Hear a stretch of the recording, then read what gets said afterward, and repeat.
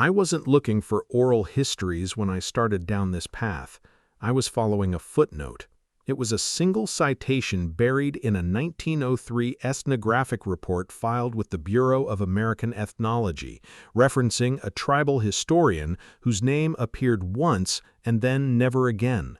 The report had been submitted, cataloged, and assigned an accession number, but the name of the individual who had provided the oral testimonies it relied on was removed from the published version. Not omitted, removed. The original submission, which I eventually found in a regional archive scan that had been digitized but never properly indexed, contained full attribution.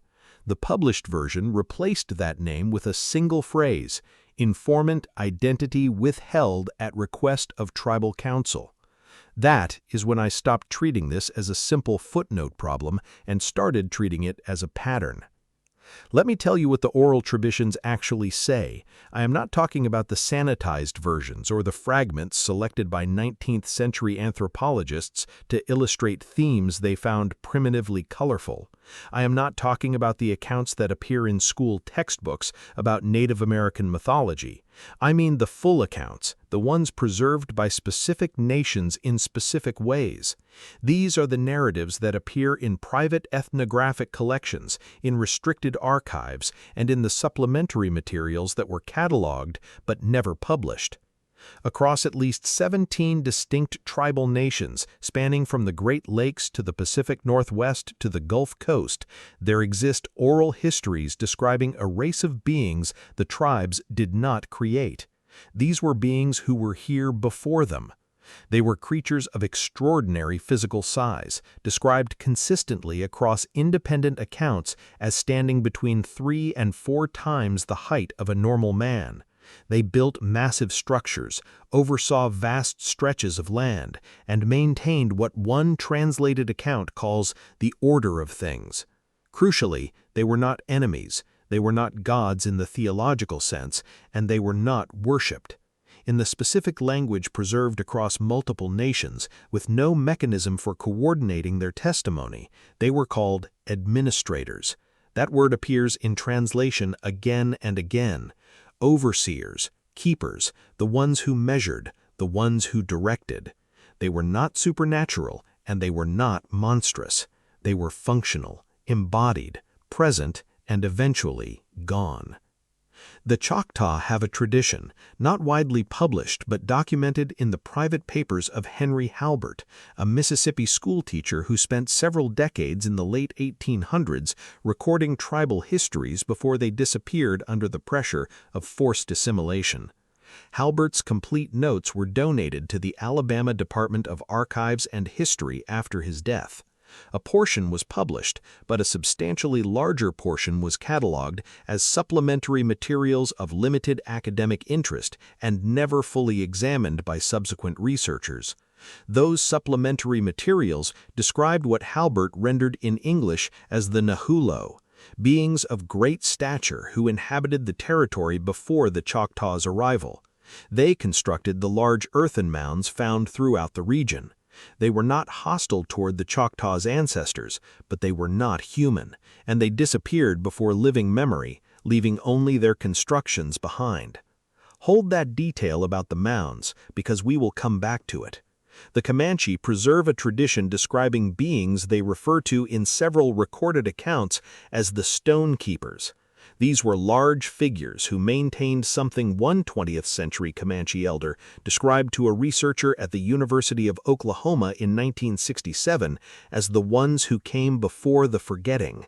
Not before us, but before the forgetting, as if something happened that made remembering impossible. And these beings existed prior to that rupture, prior to whatever tore the continuity of memory and left a gap where a civilization used to be. That interview was recorded on reel-to-reel tape, and the recording still exists in an archive at the University of Oklahoma. When I contacted the archive, I learned the tape is classified as restricted, accessible only to enrolled members of the relevant tribal nation and approved academic researchers with documented institutional affiliation. I am working from a transcription made by the researcher who conducted the interview, who published a paper in 1971. The paper was never cited in subsequent scholarship, and the journal it appeared in ceased publication in 1974. You're going to see that pattern again. The mainstream academic response to this material has been consistent, and I want to describe it accurately rather than caricature it. The official position is that this is mythology, folklore, and the universal human tendency to personify the inexplicable. Giants appear in the traditions of cultures worldwide, the argument goes, because they represent archetypal figures, or because ancient populations needed narratives to explain the large bones of prehistoric animals they encountered. They argue that the scale of natural formations inspires stories of proportional scale. The academic consensus has made its peace with giants as a metaphor, but it is not comfortable with giants as history. Here is the problem that consensus cannot fully account for. It requires you to believe that 17 distinct tribal nations spread across thousands of miles of geography, with no mechanism for coordinating their storytelling, all independently generated the same metaphor with the exact same functional details.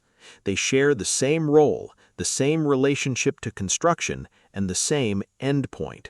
These are not just similar myths with overlapping themes, they are structurally similar accounts describing beings who built, who oversaw, and who disappeared.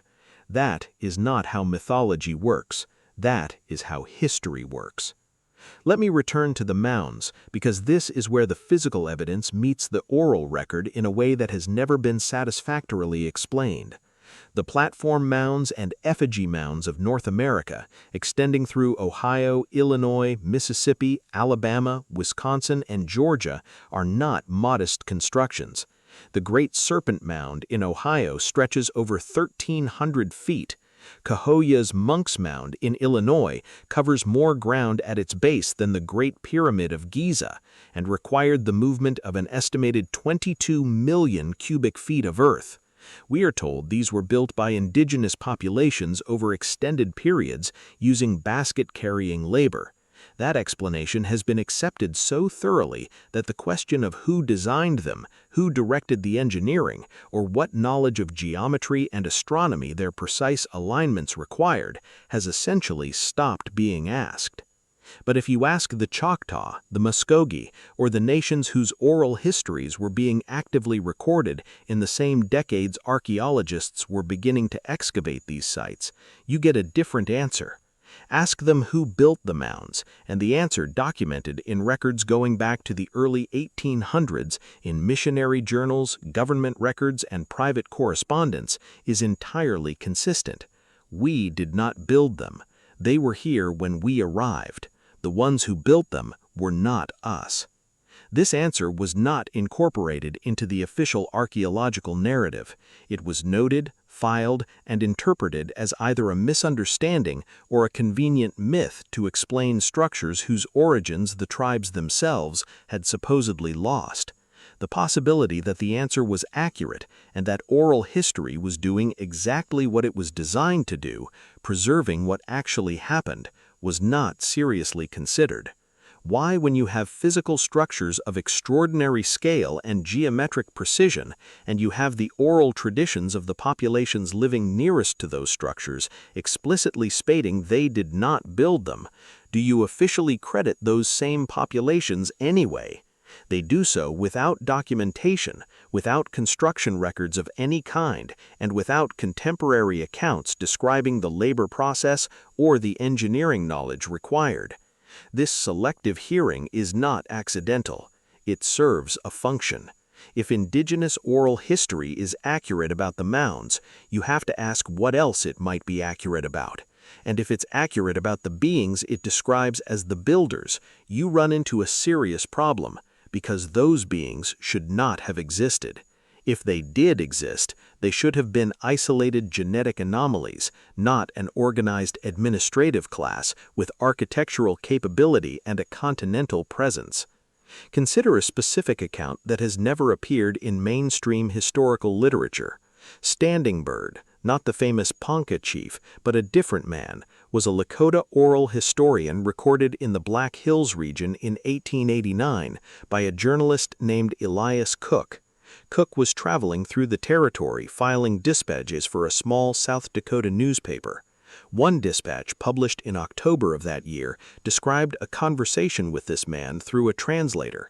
The Lakota called these beings the Wakanza, meaning the Great Ones. They were beings of enormous height who were present when the Lakota's ancestors first moved into the Plains territory. They were not enemies, they were not gods in the theological sense, and they were not worshipped. In the specific language preserved across multiple nations with no mechanism for coordinating their testimony, they were called administrators. That word appears in translation again and again. Overseers, keepers, the ones who measured, the ones who directed. They were not supernatural, and they were not monstrous. They were functional, embodied,